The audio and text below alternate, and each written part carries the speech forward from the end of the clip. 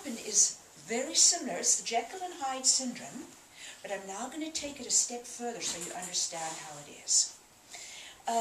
I had a client, I believe she's since written a book about this.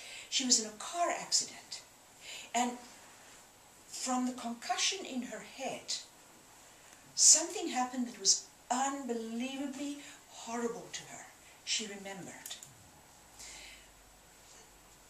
There are several instances in which there are multi-generational ritualistic abuse in order to perpetuate a line of people that behave the same way. They intermarry and it keeps perpetuating it.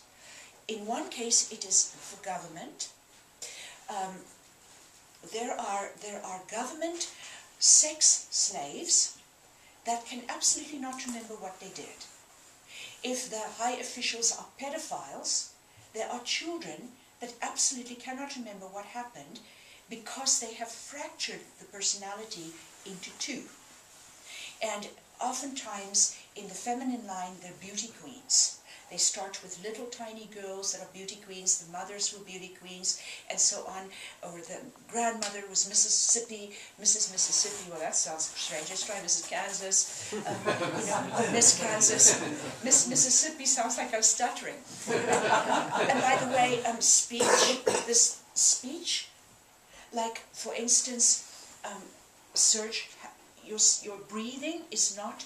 Your breathing is showing me it was a very early, very severe trauma. Jeff also. There is trauma there that's hidden, but I hear it in your breathing. And it comes out in your speech. Then they're not conscious of what they said. The government has multiple purposes with it. The sex is just one thing, right, because nobody can ever reveal it, and there is an additional benefit. If a child is brutalized, horribly brutalized, they're full of bruises, their little body is torn and bleeding. You switch personalities, it's gone. You send them home, it looks like nobody touched them. Okay, and it's gone. And how it begins is that there is trauma inflicted over and over and over. This lady that I worked with, because she remembered, she had all of her life thought that she was a virgin when she got married, that she, that she's been a faithful wife in a nice little town, that she never really had an exciting life. Meantime, triggers would set her off.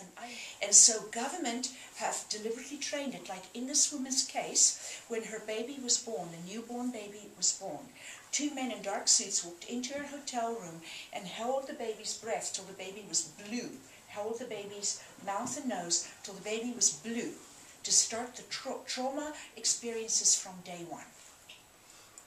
They regularly inflict trauma to keep the personality separate. The subconscious mind has regularly exposed you to similar events to keep your masculine and feminine separate.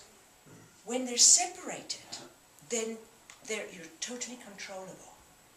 Now, we were discussing alcoholism, discussing this with one of you, alcoholism with one of your parents. And the issue is that people that marry the alcoholic usually look like roses, okay? They smell like roses. The person that's on the alcohol, they smell terrible, bad, good parent. They do that on purpose. It's a method of control. That usually those are people that had a childhood that was out of control. Out of control. Bad things happened, you never know when. Maybe you had a raging father that would suddenly come home drunk, or not drunk, just start beating you because this is his bad day at the office. So it was an uncontrollable universe. They marry deliberately people that they can control through addictions. And so then they look like Mr. Good Guy, and this is Mr. Bad Guy. Normally in their family, mother was comforting them, father was beating them. Good parent, bad parent. Also, when they feel unlovable, or they feel little and unacceptable because they were beaten by peers or rejected by peers, they feel powerful when they are the better person in the couple. And they continually, caretake the other one. They don't feel lovable, so they settle for feeling needed. So let's go back now to look at the deliberate splitting. So the government does it. That's number one. Number two, where it is done, is where families benefit from the prostitution of their children. And there's some of you here among us that has been in that boat. Okay, fabulously wealthy income coming in from high statesmen, and here we prep our children and then we give them to you worldly wise so that you can use and abuse them. That is another incredible thing where if they can split the child, it is better off for them, but not all families manage to split like that. There are triggers. One of the triggers is spinning. They spin children. And when they spin children, when the child is done spinning, and incidentally, my brother, the very incredibly sad thing to my heart, and I can hardly even speak about it, is that there are leaders among the Indian nations that are selling their Indian children. And it breaks my heart. You know, to even think about that. But we were speaking of the corruption amongst the Indian people. And some in the very, very top leadership are providing them with little children from the Indian people. And they're Indians doing that. The trafficking of children is often done in a way to deliberately confuse the child. Again, I had a client, and he was in the FBI, and he was talking to me because they continually were trying to kill him.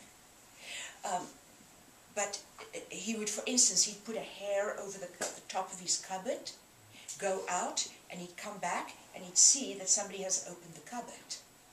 You know, he'd paste the hair over the top, so if somebody opened the cupboard, he could tell. And they were poisoning his vitamins, they were poisoning his food, and coming into his house. The closer he got to the root of a little child sex ring. And what it was is there was a little preschool, and I believe this was in Alabama. I can't remember, it was in Alabama where I worked with him. And there were tunnels that led out from the school under the ground. So parents would take their little children, they'd drop them off at school, and then Mickey Mouse would come and say, "Come, let's go and play," you know, and take the children through the tunnels that led out to a distant airfield where they got on a helicopter, and they were taken off to clients. And the little child would come back at night and say, "Mommy, I went away in an airplane and Mickey Mouse took me." And Mommy would be cooking and saying, "Boy, that Johnny just has such an imagination." But I'll make small talk with him. So she'd say, "Was he at school, sweetheart?" "Yes, Mommy, he came and took me from school." And as he got closer to solving this, they actually bulldozed the school down. But he dug up the tunnels. And in the tunnels he found little children's backpacks and a little shoe and things that had been lost in the tunnel. My brothers, the point I'm trying to make is that there is a deliberate infliction of trauma on a regular basis to keep the split apart. This is exactly what has happened in the cosmos. When you can split it apart, you can manipulate one or the other.